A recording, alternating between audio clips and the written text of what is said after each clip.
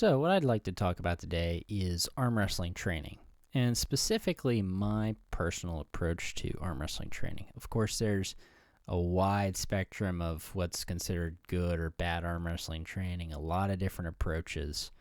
These are just bits and pieces of different training philosophies in terms of strength sports, in terms of arm wrestling specific trainings that I've kind of compiled into my own personal perspective. So none of this is necessarily original, but this is how I kind of like to think about it and arrange it and put it all down on paper to focus on my training. And perhaps there's some bits and pieces you might be able to take away and apply to your own training. One of the biggest influences you might immediately be able to see is the West Side Barbell and the Todd Hutchings kind of philosophy towards arm wrestling. So that's going to be one of the big first influences that hopefully you'll see here. But at the top here, I've got this Google document. So I like to put everything down, put it in landscape mode, just kind of get this wide perspective here. I have 6 different blocks filled with 2 exercises each. You can kind of expand this or shrink this how you want to. 6 happens to work. The math happens to work with the schedule I have here, and you'll see how that works out in a second. But you can really do more, and typically with the West Side Barbell, you're supposed to have, I believe, 8 is kind of the minimum.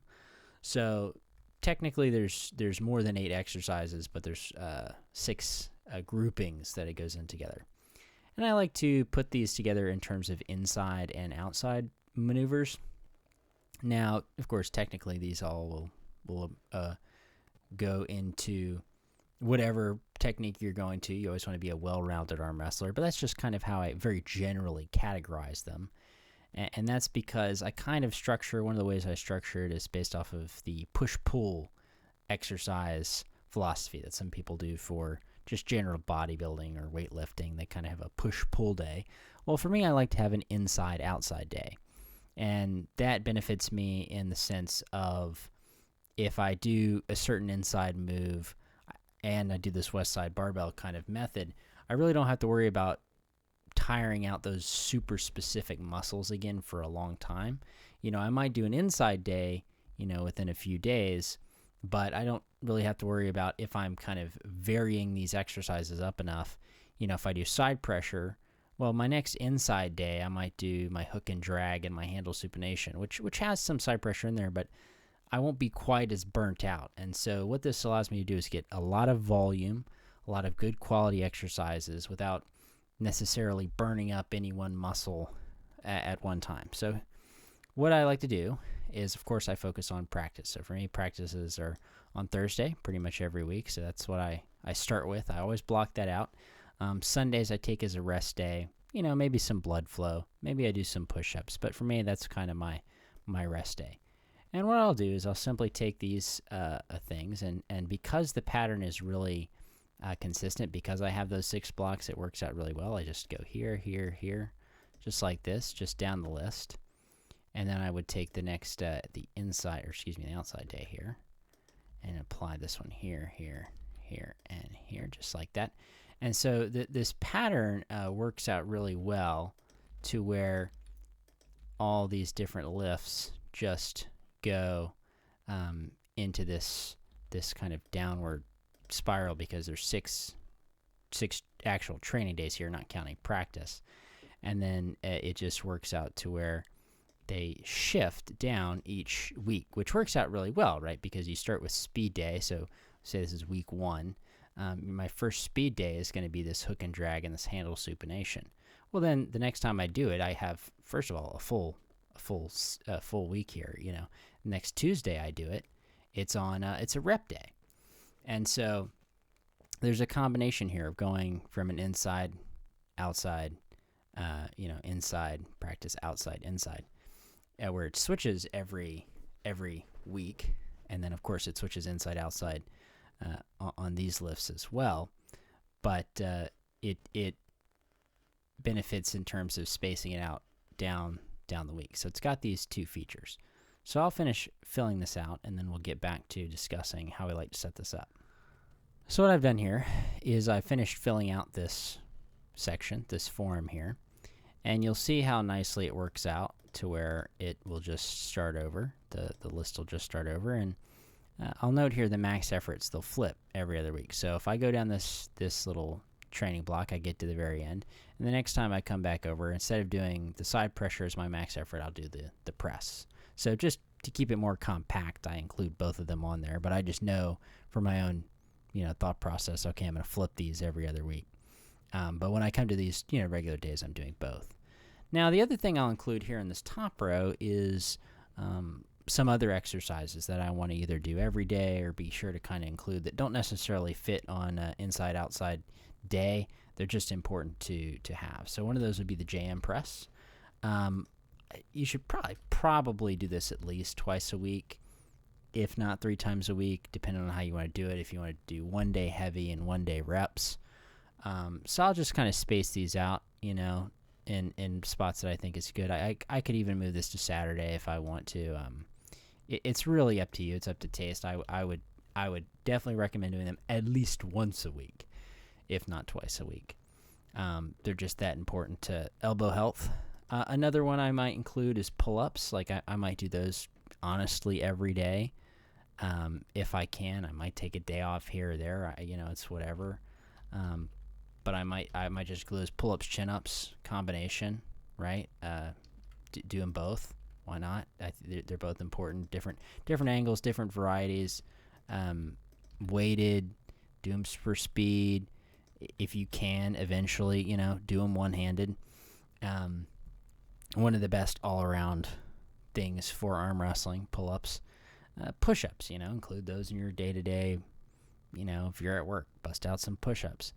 Band work, right? I mean, you can really incorporate as a finishing off. Okay, I did an inside day today. I'm going to do some just inside band work. You might even really count that as your warm up. So there's some stuff that I'm not necessarily writing it down, but I know I want to do every day or do a certain amount of days.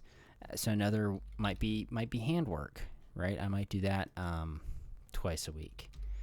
Do like a really proper hand workout, and maybe I do it every day. Maybe I do some thumb stuff every day. Maybe I'm squeezing a tennis ball every day. Certain things. I've got one of those gyro balls. I love that for blood flow. So maybe I'm definitely including that after practice, right? So Friday might be a day I'm going lighter on. It's going to be blood flow focused and those sorts of things. And so that brings me to my last piece of advice, really. My last philosophy of training is, again, the 2 things I focus on here is practice and my max effort days. Practice most of all. I mean, practice is number 1, but max effort days are high up there. And so I adopt the 80-20 philosophy of working out. This kind of, I believe it comes from running, if memory serves me correctly, where some kind of American training styles, it's 100% all the time, every day.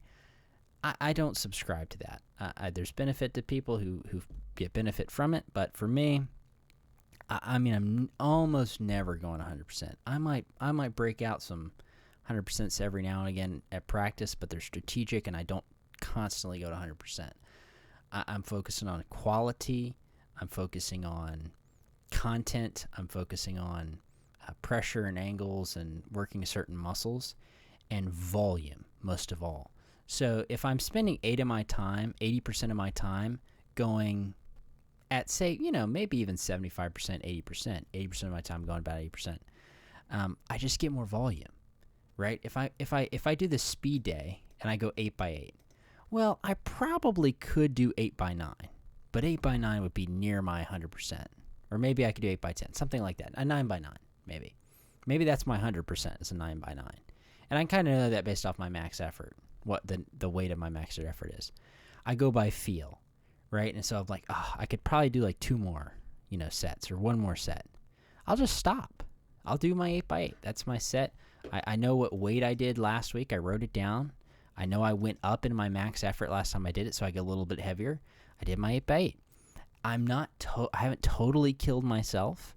And when I come the next day to do my rep day, it's a inside outside day, whatever it is, whatever day I'm on, I'm not totally dead. I come in, I feel pretty good. I'm a little sore, but because I'm working a different muscle group, different inside or outside muscle group, I can basically get that 80% really consistently.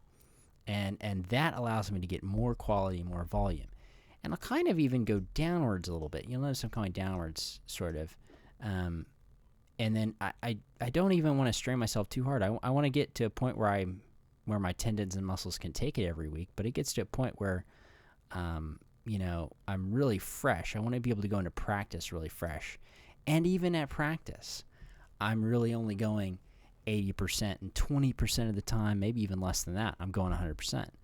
And then the rep day, I really, I go heavy rep day on this day, and maybe even you could flip these. You could really flip rep day and speed day here, however you like to do it. Whatever makes you feel fresh, whatever lets you feel fresh or fresh enough or the most fresh you can to come in and do that max effort. Because if you come in and do that max effort and you're like, I am totally burnt out, went hard at practice, and I just killed myself on this rep day, well, my max effort day is really going to suffer.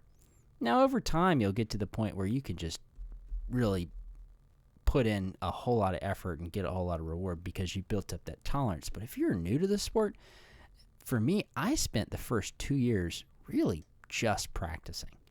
And I did blood flow every single other day. Maybe I trained one other time a week, but that's the degree I was going at practice. And that was even still just going 80%. And going 100% some of the time. The other guys I trained with were just so much stronger than me. It was really like I was just killing myself constantly because they were just so levels above me. Now that I'm a little bit more competent and got a bit more of that endurance, I can kind of pace myself a little bit more. But these are the kinds of things you have to think about. Okay, I'm just starting. Well, goodness, I don't think I'm going to be able to practice and work out every day. You're just not going to have quality. You're not going to be recovering enough. You're risking potential injuries. These are the things you want to think about. And so these are sort of my approaches, that 60-20, the inside-outside. It's all about giving your tendons, your body enough time to recover, still put in a lot of work, still strain your tendons in those sort of useful ways without overstraining them, without risking injury, giving them time to heal. Basing it off of how long you've been arm wrestling, what your kind of arm wrestling endurance is like. These are the things that I want you to think about when you're kind of making this plan. So that's why I think this tool is useful. Doing this max effort day, doing kind of this West Side barbell method, focusing on the 80-20, doing an inside, doing an outside day. I think it gives you as the arm wrestler, gives me as an arm wrestler enough time to recover in the right ways, not go too long without doing any particular lift. And those sorts of things. So hopefully you found this useful. And if you did, just let me know. Maybe comment and discuss a little bit about how you like to approach arm wrestling training. And kind of, I want to move this discussion forward. I think there's a lot to be thought about and worked on when it comes to arm wrestling training. So this is just my little contribution here. So thank you for listening.